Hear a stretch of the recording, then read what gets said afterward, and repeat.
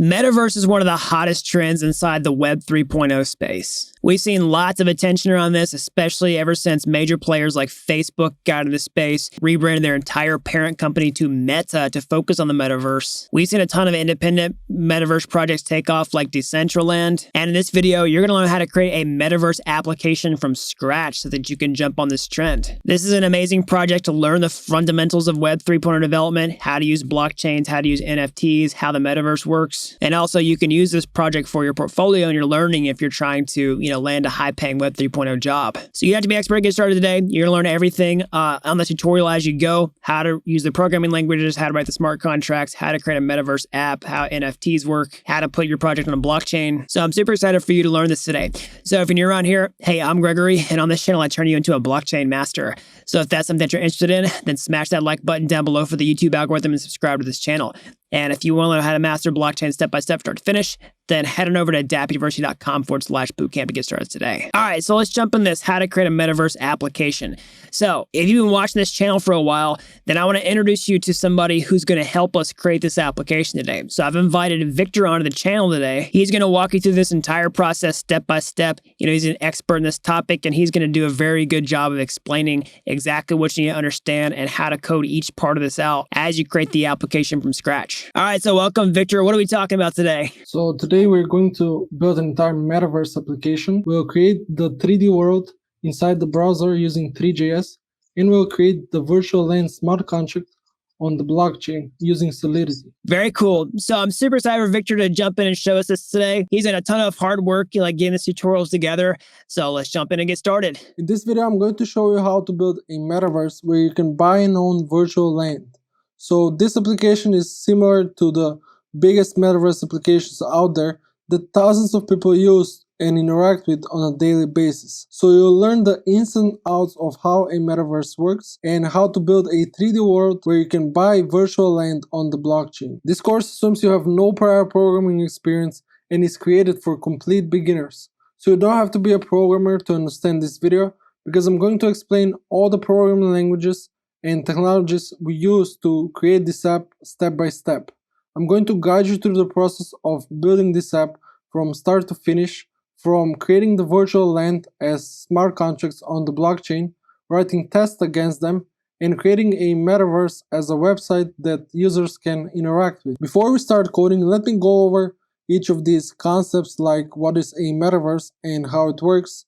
But if you already understand this, feel free to skip ahead using the timestamps down below. Let's answer some important questions like what is a metaverse, what's blockchain, virtual land, and what is the purpose of owning virtual land in the metaverse. So a metaverse is any video game or 3D world where you can buy virtual land and simulate real-life experiences. Example for a metaverse would be Decentraland. And metaverse is not completely new concept. It has existed before, but blockchain back then wasn't a crucial part of the metaverse as it is now. Before blockchain, the metaverse worked differently, where you had some user interface like a website or desktop app that you can interact with and get access to all the virtual land and coins you have in the game on a central server. So all the coins and land used in the metaverse are hosted on a central server, and this represents a problem since the people who have access to this central server and database can arbitrarily freeze your account and create new coins, and this is why you don't really own the land, but the people who control the central server do. And this is where blockchain comes in. What is blockchain? Blockchain is a decentralized network of computers all over the world with no central server. So all the data, aka land you own in the metaverse, is stored on all of these computers and not on a server controlled by a single entity. So all the computers have to talk to one another to achieve consensus and agree on the state of the blockchain. This makes blockchain the perfect place to create and buy virtual land. And this is why metaverse applications are using blockchain as a backbone for their virtual land instead of a server like they did before. What is virtual land? I've already talked about this, but it's similar to land in the real world, but Instead of this land existing in the real world, it exists on the blockchain. And once you buy the land on the blockchain, you can access it in the metaverse and use this land in 3D cities where users can simulate real-life pursuits such as shopping or buying groceries. So what is the purpose of owning virtual land in the metaverse? So similar to owning a land in the real world, you can use this land to create businesses that operate within the metaverse. You can host parties, have people come and gather around on your plot of land. You can even make money by creating pay-to-play experiences and host concerts like we've seen some musicians do, or you can develop a virtual property and rent it out. This is how our metaverse will work on a high level. So we have a user that wants to join a metaverse and will develop a metaverse web app using React.js. And React.js is a front-end library. It's a JavaScript library for building user interfaces based on UI components. And it's one of the most used libraries for creating front-end applications. And we're going to develop these actual plots of land using Three.js. And Three.js is again JavaScript library that will allow us to create and display 3D content in the browser. And you can see an example of how the github.com official website uses Three.js on their website. Then if I go back to my app, this metaverse web app will talk directly to our land smart contract. And a smart contract is just application on the blockchain that will develop using Solidity. And as I said before, the virtual land should be on a blockchain. And to simulate a blockchain on our computer, we'll use a local development blockchain called Ganache. Ganache is a local development blockchain specifically created for us, the blockchain developers, to create and test blockchain applications. And finally, we'll use Truffle to develop our smart contracts. Truffle is a development framework that will allow us to develop, deploy, and test our smart contracts. Now that you understand each of the concepts and dependencies we're going to use, we can start building this project. And also, I didn't mention, but you should install Node.js as well. Node.js is a JavaScript runtime environment, and with Node.js we'll have access to the npm package manager, and this is what we'll use to install Truffle. You can install Truffle by doing npm install -g, and -g stands for global, so we'll install Truffle globally. I've already done this, so I'm not going to do this. But after you install Truffle, you can do truffle-version to check if you have Truffle installed. And if you get an output like this, Truffle version 5.4 or something else, then you have successfully installed Truffle. And now we can create our React app by doing npx create React app. And create React app is a library that will help us create our React app. And then just give your app a name and press enter. Once that command is done, we have created our React app and we can open it inside Visual Studio Code. And Visual Studio Code is just a text editor that we'll use to create both our React app and the smart contracts. So click on open to open our React app. Find your React app. In my case, it was called Metaverse. And click on open. Now that we have our React app opened inside Visual Studio Code, let's go ahead and initialize a Truffle project inside this React app. And we'll use this Truffle project to create our virtual land smart contract. So go up here into terminal, click on new terminal. This will pull up the integrated terminal inside Visual Studio Code. And here you want to actually make sure that you're into the right directory. And then you want to say truffle init.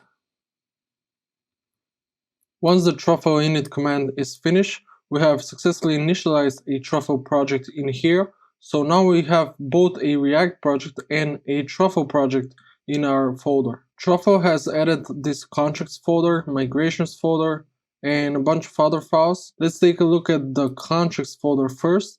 This is the folder where we will create the smart contracts, the virtual LAN smart contract. We already have an example smart contract here, the migration smart contract. And then we have the migrations folder.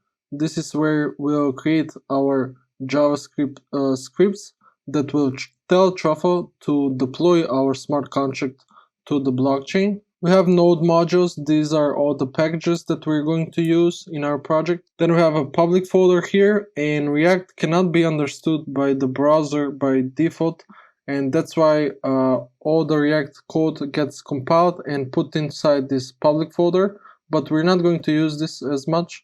And then we have the source directory. This is where our React app is stored inside the app.js. This is our React app. We'll run it later and you'll see how it looks. We have a test folder here.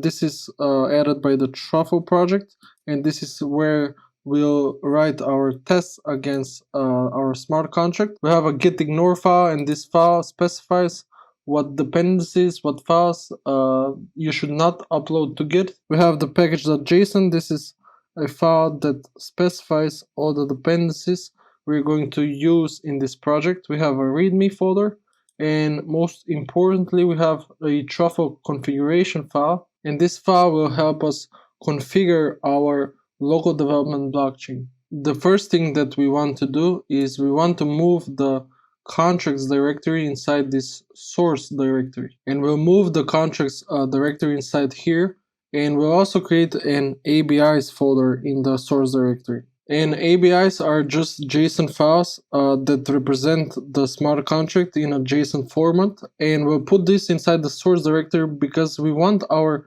React app to have access to our smart contract, and the React app will use these ABIs to talk to the smart contracts on the blockchain. So let's take this contracts folder and put it inside our source directory, press on move, and then let's click on new folder. We also want to create a folder for our ABIs. We'll call this ABIs. In the Truffle config file, we should now specify that we have moved the smart contract here in the source directory, and that we have a new folder, ABIs, that Truffle should put our ABIs into. So go up here and scroll all the way down, and under Mocha, you should add contracts directory. You should specify the contracts directory, and this should be, you should provide the relative path inside the source and contracts, and you should also specify the build directory. This is directory where Truffle will put the ABIs of the contracts once Truffle compiles them, and this is going to be into the source and ABIs folder. And also, while we're here, let's change the Solidity version or the compiler version into 0.8.2, because this is the version of Solidity we want to use to create the smart contracts. So to create the smart contract, go into the contracts directory, click on right click, press new file, and we'll call this land, and the extension will be .sol, and sol stands for Solidity. Inside our smart contracts file, I'll add this comment here to prevent the compiler showing warnings. Don't worry about this. Then I'll specify the Solidity version I want to use by using pragma Solidity, and then specifying the version.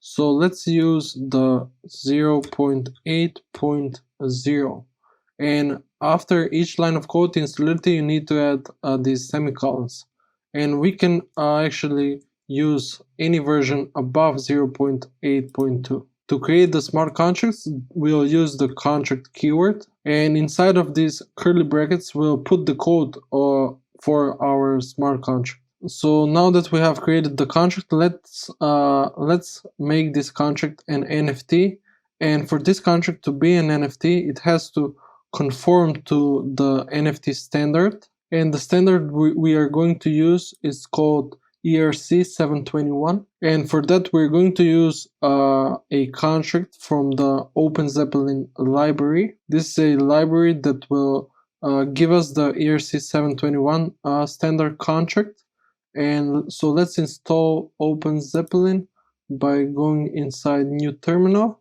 and saying npm install OpenZeppelin contracts. And now that we have installed our OpenZeppelin library, we can import the ERC721 standard contract, and we can inherit from this contract by saying is here in the smart contract is ERC721. Currently we're getting an error. That's because we haven't implemented some of the function that we get from this ERC721 contract, but don't worry about that for now. And here in the contract we want to specify some variables, and a variable is just a place where you store data in the smart contract. So let's create our first variable, and this is going to be the cost.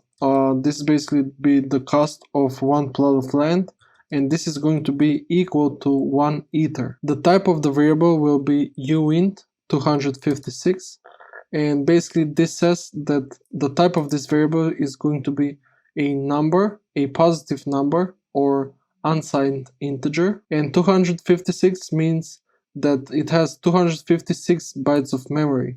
And we also want to make this a public variable, and public just means that this variable can be accessed by anyone. We'll create another variable called max supply, and this is going to be the max supply we're going to have for our plots of land, and we're going to have a total supply.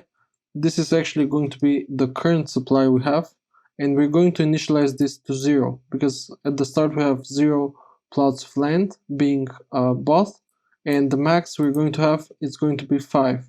And we are also going to make this variable of type uint and public. And after each line, don't forget to put semicolons. Let's now build the blueprint or the structure of our building.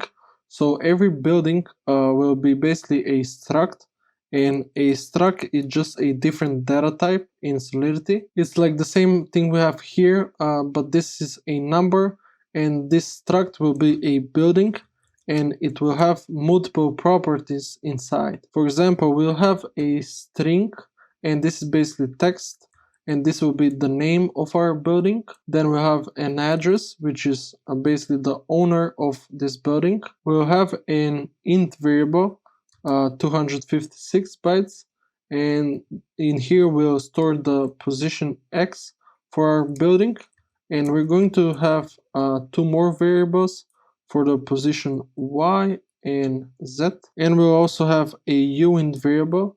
This is going to represent the size of the building, and we'll have 2 more for the y and z size, and we're going to store all the buildings inside of an array. And this array will be of type building because we'll have buildings inside. And this is how we differentiate variables from arrays. We put these brackets here, and we'll call this buildings. And let's also make this a public variable. Here I want to also define a constructor, and constructor is just a function that gets called whenever you deploy this smart contract to the blockchain. And here when we deploy the contract, we want to specify a name for our NFT, and this will be of type string. We'll store this in the name variable. And in Solidity you have 2 options to store memory. You have the option to store memory inside or data inside storage or inside memory. And memory is just temporary memory. So I'll store this string inside memory, and we'll have another string variable. This is also going to be stored inside memory, and we are going to store these arguments inside memory because we don't really need them afterwards, so we don't need to use storage for them. This is going to be the symbol for our NFT, and we'll also have the option to specify a cost for our plots of land. And here when our constructor is being run, we can also call the constructor that we get from this ERC721 smart contract. So we can do this by just calling ERC721, and this constructor takes in a name and a symbol variable. And here we will also pass this cost variable to our cost variable that we have here. Here we also want to create our buildings once we deploy the contract. So I'll access my buildings array that we have created here, and I'll call the push method on it. The push method will allow us to just add another building or the first building in our buildings array, and we can create a building from our building struct by just saying building and then just passing all the arguments we have here. We'll pass the first name of our building, let's call it a city hall. We'll initialize the address of the owner to be 0 because currently nobody owns this building. We'll set a 0 for the position X, Y, and Z, and we'll initialize 10 for the size X, Y, and Z. And in the same way, I'm going to add even more buildings to this buildings array, and all of these have different positions, as you can see, but the owner of them is this 0 address because nobody owns them currently. Now let's create our mint function, and the mint function the users will use to mint and buy new land. So let's create a function and let's call this mint. And a function is just reusable code that you can call whenever you want. We'll pass a unique ID of the plot that we want to mint or buy here in the function arguments, and this is going to be of type uint256 and it's going to be called ID. This function is going to be public so anyone can call it, and it's also going to be payable, and payable means that you can send money to this function. And remember that we specified that the cost of each plot of land is 1 ether. So the user will have to pay 1 ether to buy a plot of land. And I'll put these curly brackets here, and this is where the code for our function will go. Before anyone buys this plot of land, we have to make sure that the plot of land isn't bought. So in here, let's create a new variable of type uint256.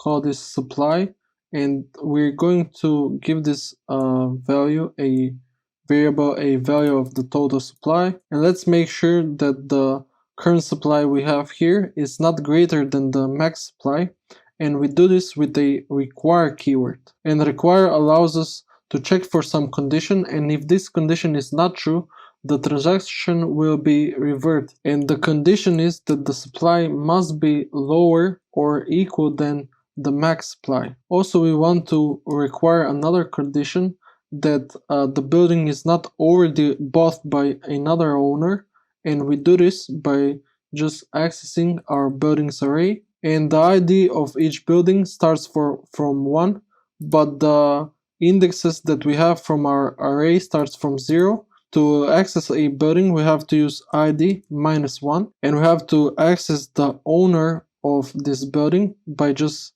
saying .owner, and this owner needs to have the address of 0, and this is how we make sure that the building doesn't have an owner yet so you can buy it. And also we want to make sure that the money you are sending is equal or greater than 1 ether. And for this we have a message.value built-in variable in Solidity, and this is a variable that just gets the amount of ether that you have sent to this payable function, and we need to check if this is greater or equal than 1 ether. And once we have checked all of these conditions, if all of them pass, then you can buy the actual land, and we specify this when we access the array and just get the array that you want to buy with the ID -1.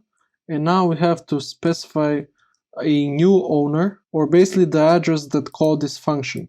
And we get access to this address by saying message.sender. This is very similar to the built-in variable that we have here, but in this case the message.sender, instead of the value of the ether that gets paid, we get an address. an address that called this function. And we'll just increase the total supply. We'll say total supply plus 1 because now another building has been bought. And we're also going to call this SafeMin function.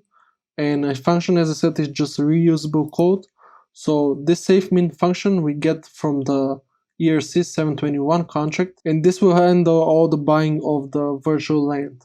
And this function takes in two arguments. The first one is the message.sender, the person who bought this land, and then the ID of this plot of land. Now let's implement the functions that the contract requires us to. Let's implement the transfer from function by saying function transfer from. This function takes two addresses, and this function is used to transfer our plot of land. It takes in the address that we want to transfer from, the address that we want to transfer to, and the token ID of the plot of land. This function is going to be public, and we're going to introduce a new keyword here, override, and we use this whenever we override a function. So this function is already implemented in the ERC 721, but since we're doing our own implementation here, we have to specify this override keyword. This transfer from function is basically transferring NFT or plot of land on some other person behalf. And for this we have to require that this is actually allowed. And we do this with the isApproved or owner function. And we get this function again from the ERC 721 contract. And here we have to pass two arguments. This function basically checks if the owner approved this transaction or this is the actual owner of the NFT we want to send. And this takes in two arguments. First is the message sender. This is how we get the message.sender. But now instead of doing it like this, we use a function that we get from the contract and we get the token ID. And if this is not true, we want to revert the transaction with this error that we have specified here. If this is allowed, then we want to update the building ownership by accessing the array once again, saying token ID -1. This is the index of our building. Then we want to update the owner to this address that we got here. And then we want to call the actual transfer function that we get from our smart contract with these arguments. We also have to create a safe transfer from function that I'll just paste in here because this is very similar to the transfer from function, but the only difference is that this function gets some bytes data as an argument, so it has 4 arguments instead of 3. It also checks for this function if it's true. It updates the building ownership, and then it calls the save transfer function instead of the transfer function. We'll add 2 more functions to the smart contract, and the first one will be get buildings, and this function will return all the buildings we have, the entire array. This is a public function, and we'll add the view keyword here, and we use this view keyword because the only thing we're doing in this function is we're reading data from the blockchain and we're not making a transaction. So that's why we're specifying that with the view keyword. And this function will return an array, and we specified this with the returns keyword. And here we have to write the type that we want to return, which is a building array, and this is going to be stored in memory. And here all we have to do in the function implementation is just say return and buildings. We'll also create another function that gets a specific building. So let's call this get building, and this function is going to take in an argument or the ID of the building. This is going to be public view function, and it will return just only one building.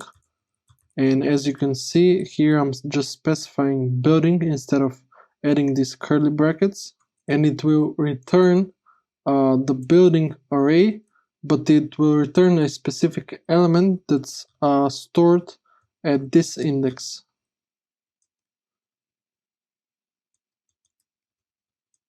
And again, we're saying -1 here because these indexes, the IDs start from 1 and the array starts from index 0. So now that we have finished writing this LAN smart contract, we can go inside our migrations folder, create a new script that's going to deploy this smart contract on the blockchain.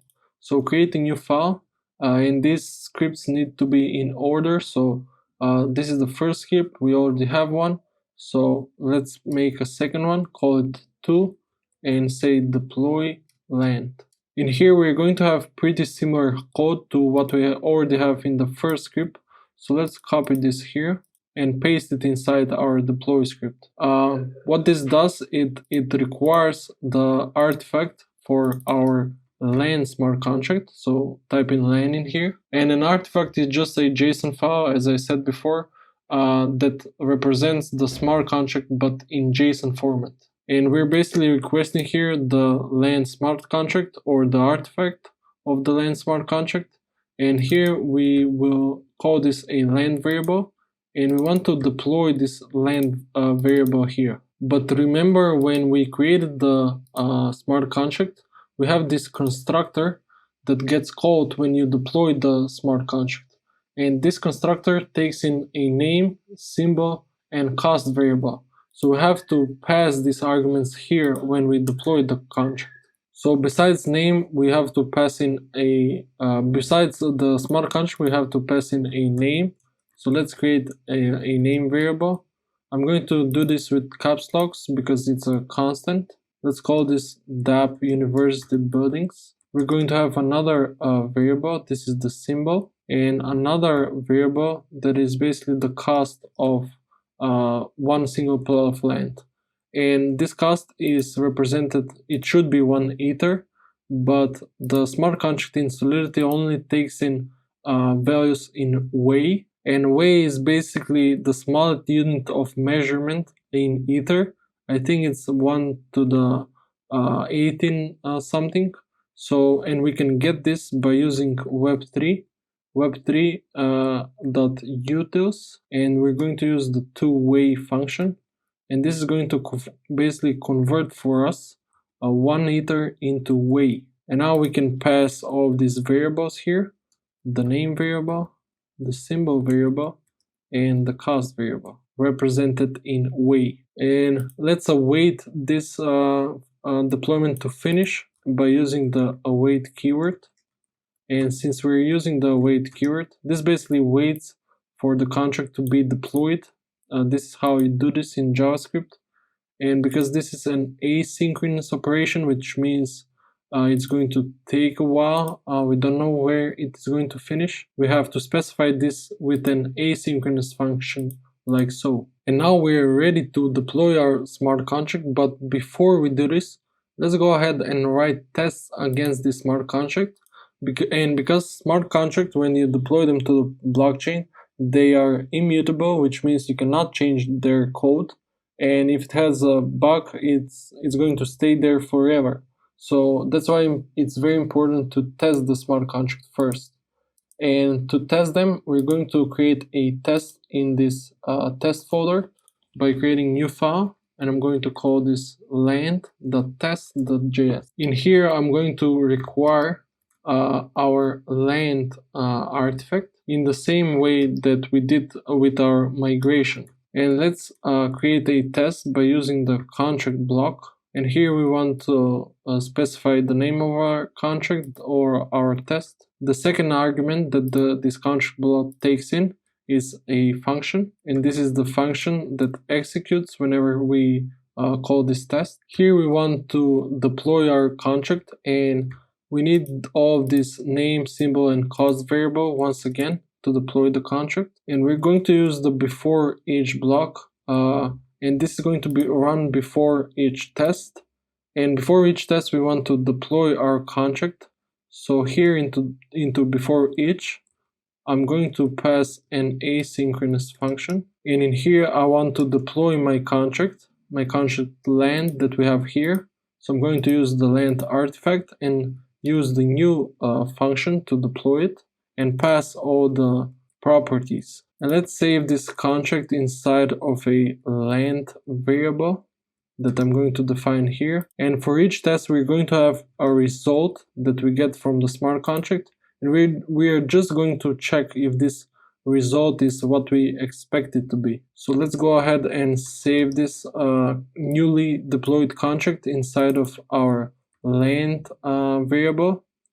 And we have to use again the wait keyword. So we wait for this to happen to finish deployment, and then we can save it inside our variable. And the first test that we're going to write is going to be, we're going to test the deployment and see if each variable is set as we expected. We're writing our test with the describe keyword, and in here we want to pass what we want to describe our test, and we're going to test for deployment.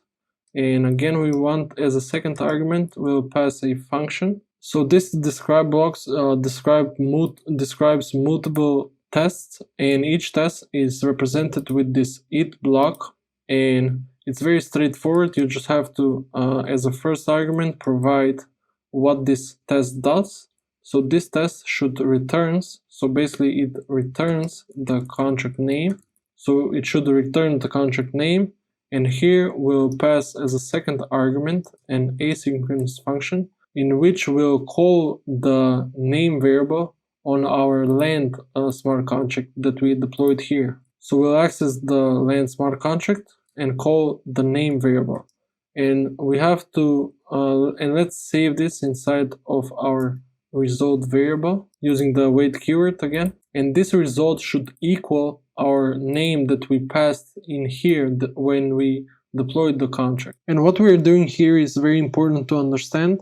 So here we're deploying our land smart contract, and then in the test we're calling the name of function on our smart contract. We are waiting for the result, and then with JavaScript now we're going to check if the result is what we expect it to be. And we don't have an actual name function if we go in and see in the smart contract, but it is automatically created because the name variable is public.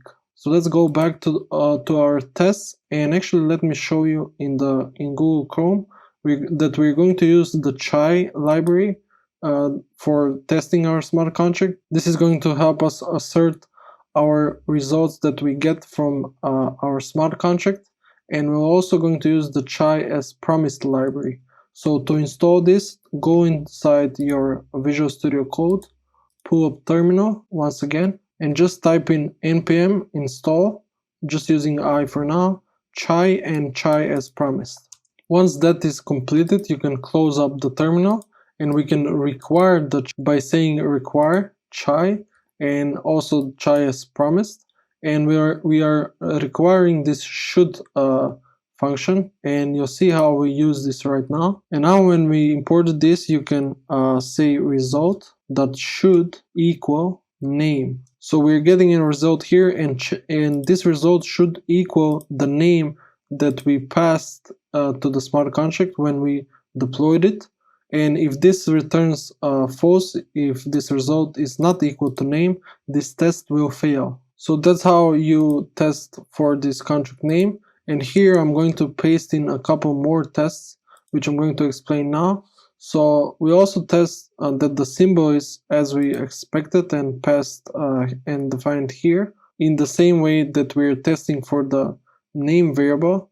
Also we're testing the cost variable, but in here we're just converting this to string because this is in way, and also we're testing the max supply and the number of buildings. And here we are using the get buildings function that we have personally created. That's how we are testing the deployment of the smart contract. And now let's test the minting process and create a new suite of tests with the describe keyword. Let's call this minting. We'll pass another function here as we did previously. We'll test for when the user mints this plot of land successfully. Let's create this success with the describe keyword. We'll pass in another function here. And before each test that we write here, we want to try to mint a plot of land. And we do this by accessing the land contract and calling the mint function. Let's mint a plot of land with the ID of 1. And here also we need to specify the person or the address who calls this function. For that, let's say that the owner1 calls this function. We don't have this variable created yet, but we will later. And we have to also write the value that we're passing into this function. So if you remember, in the land smart contract, the mint function is payable. So we need to send a value of 1 ether to be able to mint this NFT. And this cost is basically the value of 1 ether. And here we need to actually, I forgot to add from here. And this owner1 variable we get from Ganache. This is our local development blockchain. And with Ganache, we get 10 accounts that are pre-funded with 100 fake ether. And we can get access to those accounts. If I go up here, and in this contract block, I have access to them. In this function is in this argument section, and I can decompose them. I have 10, as I said, and we can take only 2 of them because we don't need any more. The first one is going to be called owner1, and the second is owner2. And let's go back to our test now. And here, once you mint the NFT, the owner address should be updated. So let's create a test for that, and it updates the owner address. And in here, we want to save this minting inside of our result variable that we defined above. And now let's call the owner of function in our smart contract. And let's call the owner, we want to get the address or the owner of the 1 plot of land, or the plot of land with an ID of 1, because that's what we are minting here. And if you see in the land contract, you do not have an owner of variable, but we get this function from this ERC 721 contract that we're inheriting from. So let's say this inside of a result, and this result should equal the owner1 address. And also we're going to test if this building is added to our buildings array. In here, in the same way, we'll use the land contract and call the get building function, and we'll get the building with an ID of 1. Save this into the result variable, and we're going to access the owner of this building 1, and this should equal our owner1 variable. And before each call, we have to call await, because this is an asynchronous operation. And all of these 2 tests need to be in our success block. So let's copy these and paste them in here. After this success deployment, inside here into the minting, we'll check for when the minting process fails, or when the process should fail. Let's write a test that should check if the smart contract prevents minting with 0 value. And of course, when you're trying to mint a plot of land and you're not sending any money, this transaction should revert. So that's what we're checking here. So we're calling the mint function on our smart contract, and we want to mint the plot of land with ID of 1 from this owner1 address with a value of 0, and this should be rejected with this type of error. And we're going to define this variable or this error up here above the contract. I'm going to say const evm revert equals this error. And in the same way, we should check, or the smart contract should prevent minting a plot of land with an invalid ID. And I'm going to paste this test in here. And in here, we're doing the same thing, but we're trying to mint this plot of land with an ID of 100 that does not exist. And this should also be rejected. And instead of 1 here, we need to specify cost. And another test that we're going to write is, let's check if the smart contract prevents minting if the plot of land is already owned. So I'm going to paste this test here, and here we are trying to we are minting this plot of land with ID of 1 from the owner 1, and then we're trying to buy this land once again with the owner 2, and this should be rejected with this error. And lastly, we are going to test the transfers, and if you can transfer these plots of land. First, we're going to test when they are successful, and before each test we want to try and mint and transfer a plot of land. So let's access our a contract called the mint function.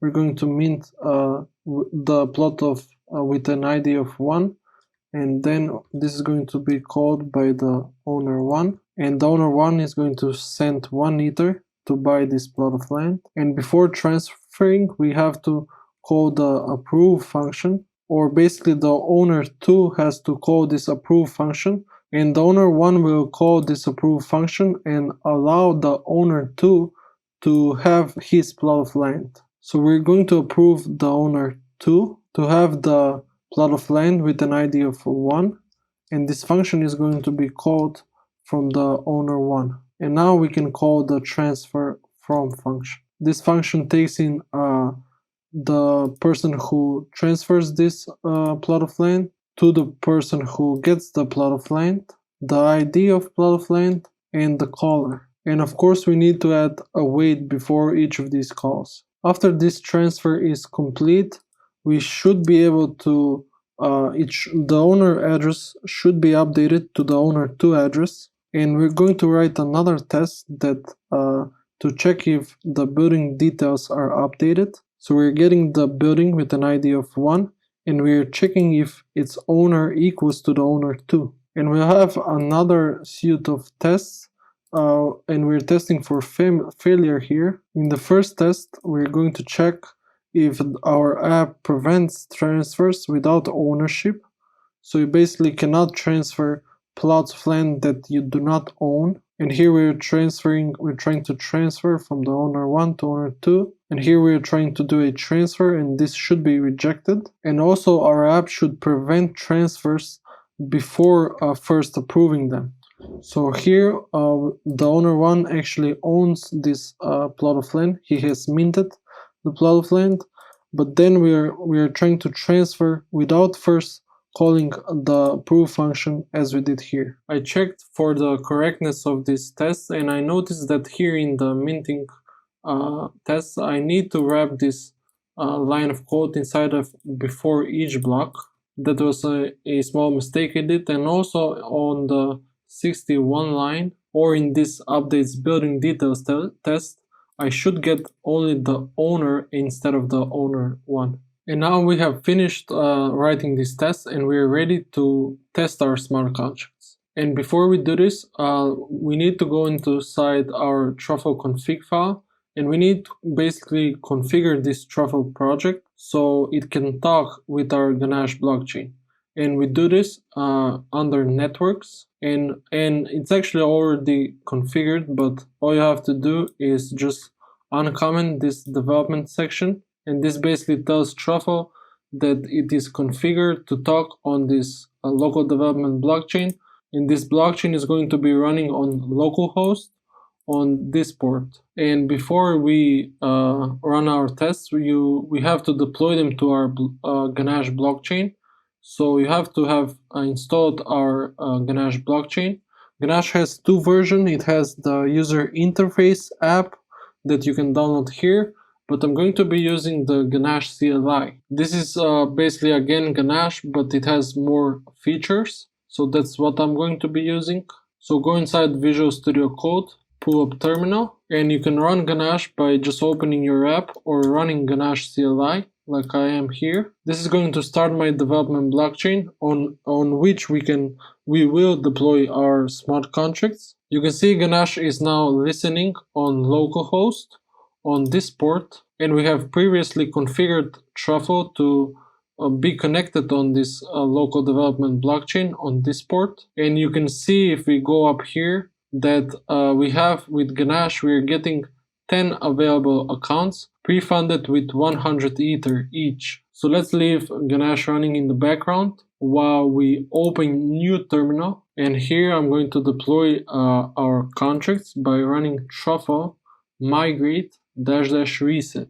After our contracts are deployed, you can see we have this output here that says total deployments 2. After they are deployed, we can run truffle test to run our test file. And you can see now in real time that all the tests so far have passed. And after this has finished, you should get that the 14 tests have passed. So now we have developed our smart contract. We have deployed this to our local development blockchain. We have run tests against them. So we have made sure that this is a secure smart contract. And now we need to develop our Metaverse web app with React and Three.js. We can now start building our React app and let's see actually what we have so far in the React app. And if you go into the source directory, into the app.js, this is the file that React loads. And let's pull up terminal and run this app so you can see what we have so far. We can run React by running npm start. This will load our app on the local host on the port 3000. And this is what we have so far.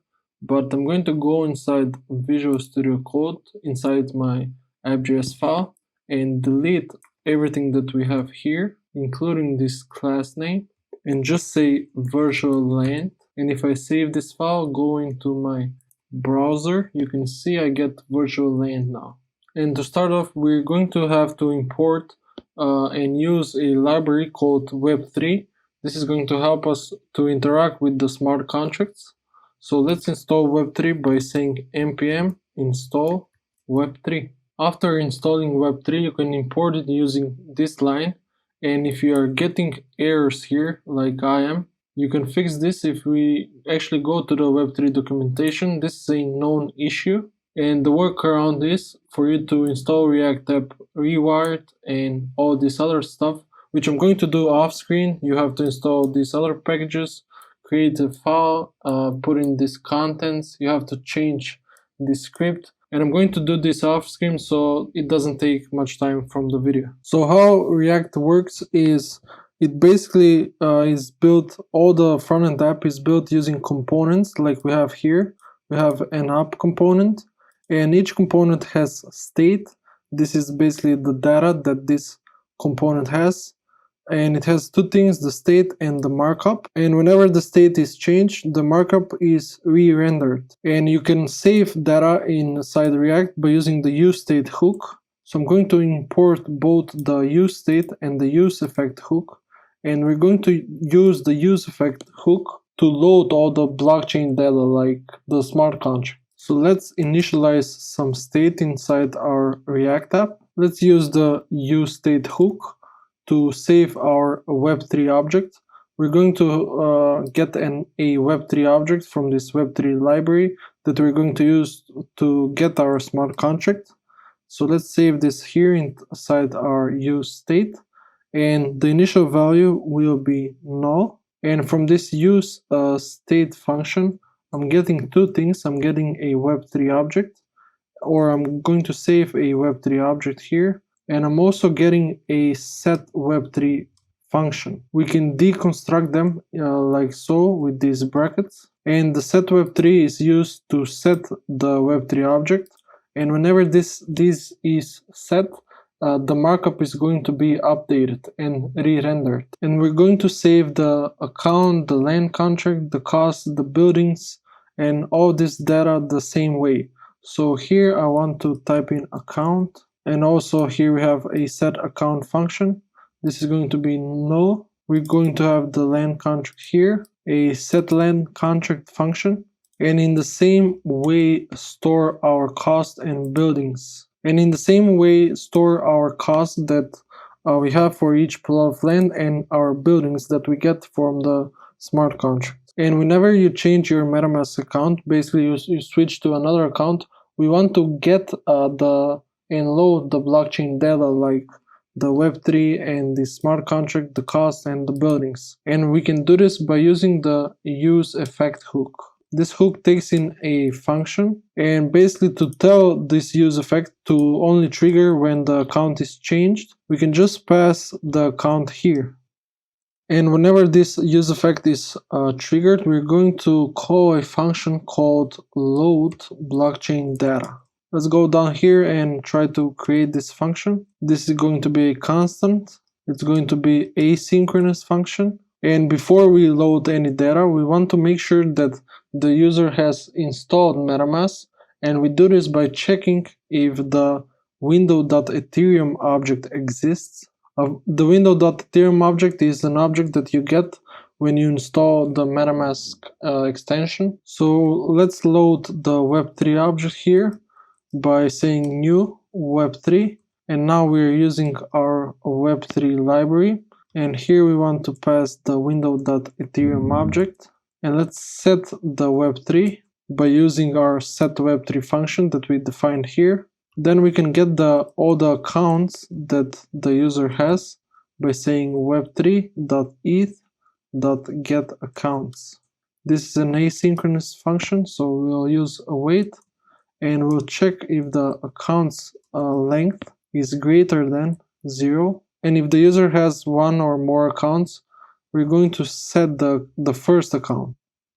And to get the actual contract that we have deployed to our Ganache blockchain, let me actually close this up. We need to first get the network ID, say constant network ID. This is going to be asynchronous operation, web3.eth.net.getID. And then we can get our LAN contract by saying new web3. So we are using the web3 object, then say .eth, then contract. So here we are making a contract instance in JavaScript from the contract we have deployed on our Ganache blockchain. And we have to pass in the contract address. So whenever you deploy the contract to a blockchain, they reside at a specific unique address, and we need to pass the ABI. An ABI for a smart contract is just all the functions that the contract has in JavaScript. So we can import the contract ABI by going here and saying import LAN from the ABIs, and from basically import the JSON file for this LAN contract. So go up here, and now we can pass the LAN.ABI, and we can access the address now by using our LAN JSON file, then saying .networks, getting our current network with the network ID, and saying .address. Save this contract with our set LAN contract function, because we're going to use this later. Also, let's get the cost from our smart contract by saying const equal await LAN and .methods. Now we're using the LAN contract that we have defined here, .cost, and we have to say .call to call this function. Then we'll set this cost. We're going to save this inside of this React component state, but first we're going to convert this to string.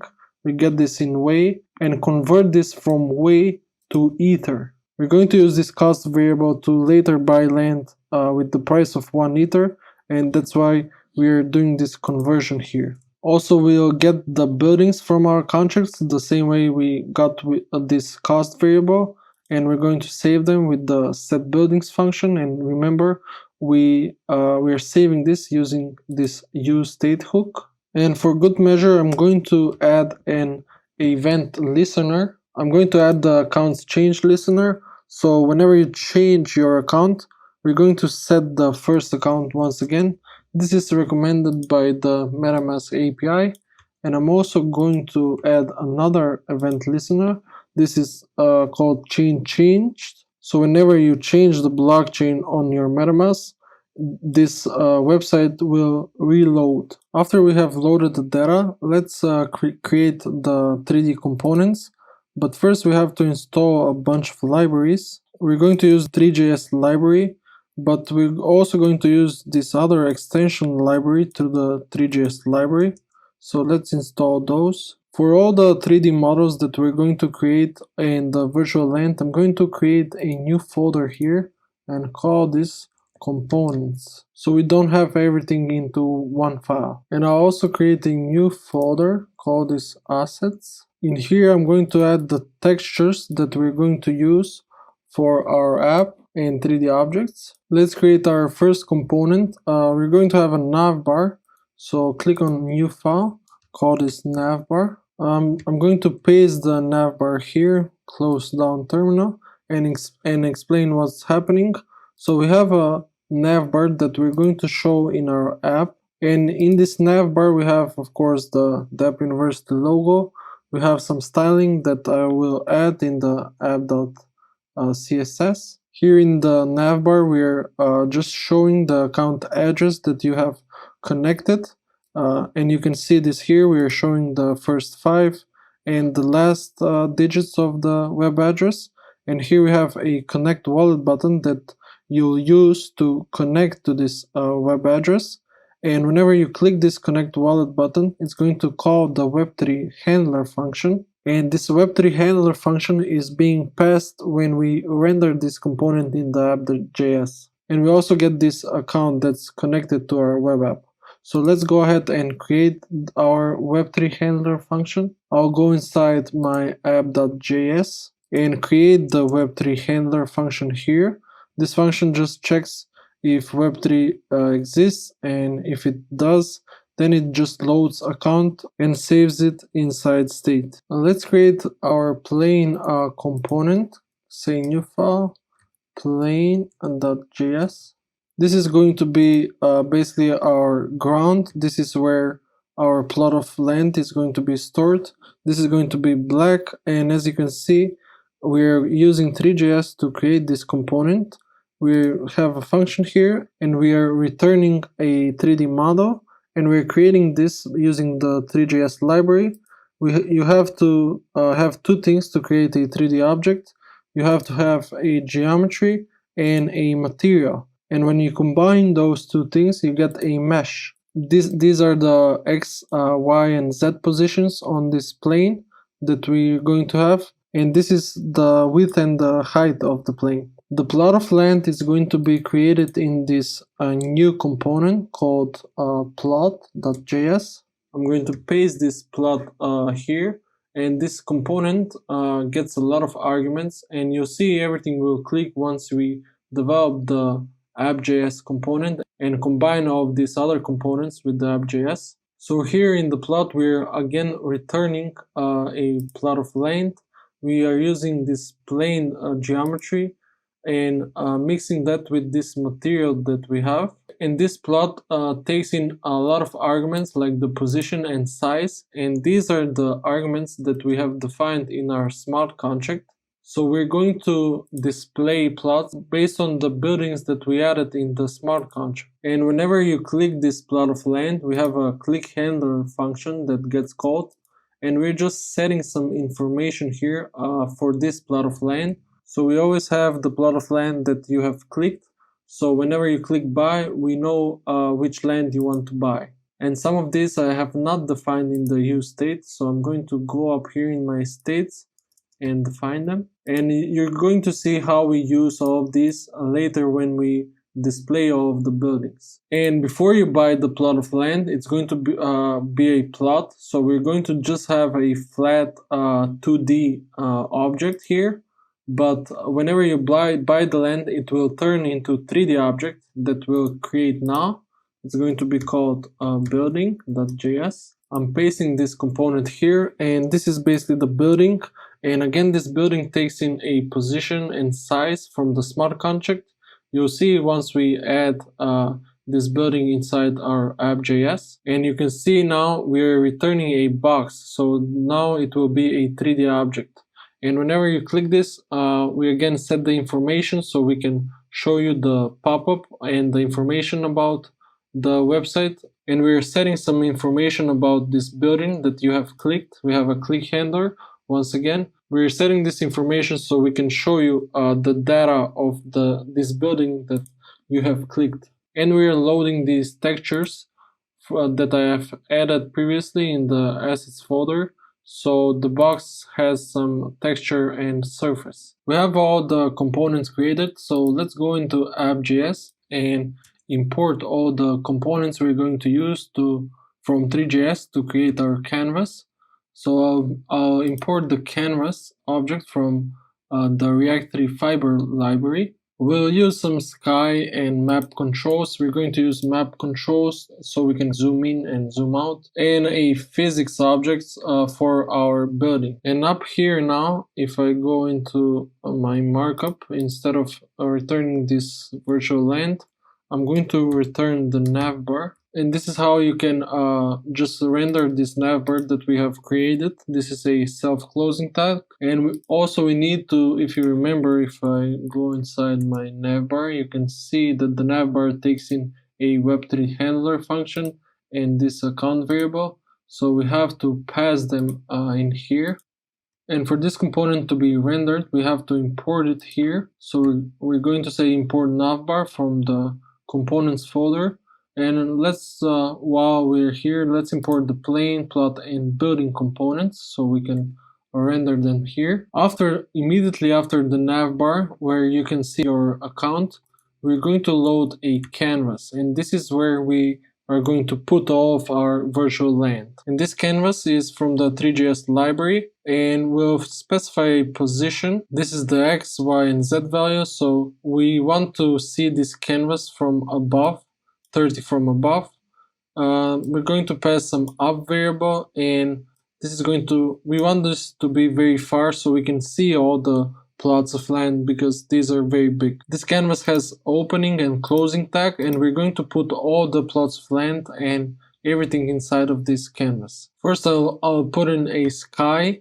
And this sky is again from the Three.js library. It has a big distance, so we can see everything. It has sun position, inclination, and other properties. And when you're creating 3D objects inside the Three.js, you don't have light by default.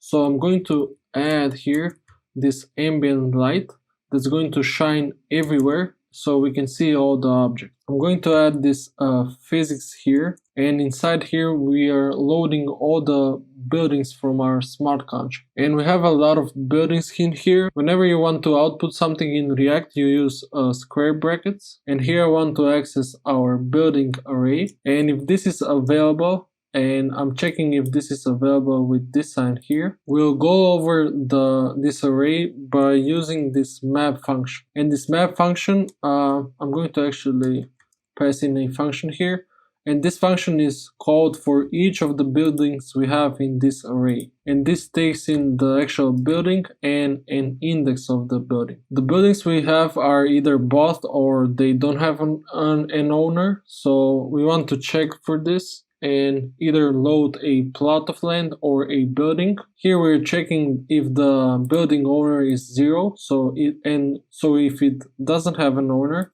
we're going to return just a plot of land. We created this component here, if you remember, and here we're just returning this plot of land and passing the position and size that we get from this building here. And also I'm passing here all the function to set the data for the plot of land that's currently clicked. And also I'm passing all the other data so when you click this plot of land, we'll update this data and show you information about the plot of land. If this building already has an owner, we're going to load a building, and this is exactly what is happening here.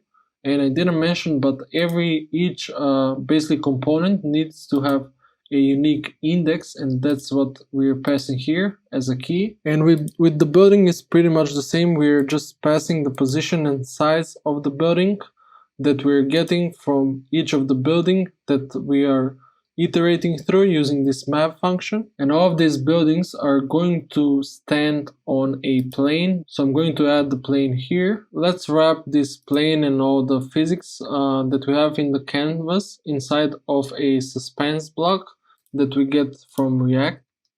This suspense block basically suspends a component being rendered until a certain condition has been met. So let's wrap the sky and go up here down and wrap everything. Just before we close the canvas, I'm going to add this map control, and this is what going to allow us to zoom in and out of our virtual land. And lastly, after the canvas, we want to show a pop-up here of the plot of land, information about the land that you have clicked, and we're going to do this. I'm going to paste this here, and if we have this land ID available, we are loading this div with an ID, and this ID is the land ID that we are saving up here. And also we are loading on other stuff such as the owner of this land, and we're checking if this variable has owner. If this land doesn't have an owner, then we're loading the cost, which is 1 ether, and all these variables are basically set in the components that we have created. If the plot of land doesn't have an owner, we are creating this buy property button that has this buy handler function.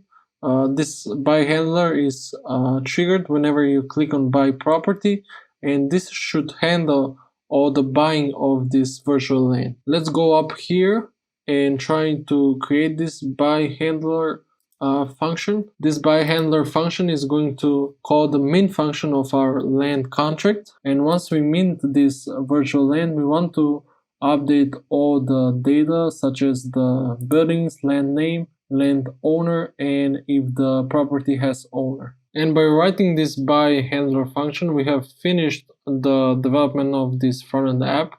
And I have also added this CSS so we can have some, so the app can have some styles. And now we can test our app. So let's open terminal and run Ganache by saying Ganache CLI. We'll leave Ganache running in this tab, and we're going to go inside this tab and deploy our contract by saying truffle migrate -- reset. After the contracts are deployed, we can run our app by saying npm start. And while that is running, we have to take one account from the Ganache CLI. So if we go into the tab where we are running Ganache, and if we scroll all the way up, you can see the available accounts that Ganache gives us. And I'll copy this first private key so we can import this account into our MetaMask and use this account to buy virtual land. And if I go now into this app on localhost, you can see my app. This is the navbar that we have created. It has a connect wallet button. And if you remember how we imported the logo for our Dapp University, also the sky component has been loaded from Three.js, and that's this background that we have here. We have this plain component, it's black. So let's now go into MetaMask and try to import this wallet. You can import accounts by clicking here, click on import account. Then just paste in your private key and click import, and make sure for the network you're using Ganache CLI, and you can add this network if you just go into settings. We can see that this account is not connected, so let's click here and click connect. So we have connected this account, and if I click connect wallet, I'm going to get loaded all the plots of land that we have. And using map controls, if you remember the component that we added from Three.js, if we right click, we can and hold, we can rotate it, and you can also zoom in. And all of these green planes are actually the plots of land components that we have built. So if I click now on each of these plots, you can see now we are loading the city hall, we have university, stadium, and we have previously created all of these in our land smart contract. So if I go back into my land smart contract, you can see in the constructor that we have added all of these buildings when we deployed the contract, and these all have different positions. So if we go back to our app, we get this overview. So now if I want to buy one plot of land, I just click buy property. When you click on buy property, the buy handler function will be triggered, and MetaMask will ask you if you want to mint this NFT for the price of 1 ether. So press and confirm. And after the buy handler function has finished, if I actually go inside my app into the app.js, we can see the buy handler implementation. So after calling the mint function, we have already done this. We are updating the data, and now when we are loading the buildings up here, or actually down here, when we are loading the buildings, this React app notices that you have bought one plot of land, and it loads a building, and it loads this 3D object that we have created by creating this building component. That's all I have for you today. If you want to learn more about blockchain and take a step further, you can visit this link that we have here. And thanks for watching Dapp University.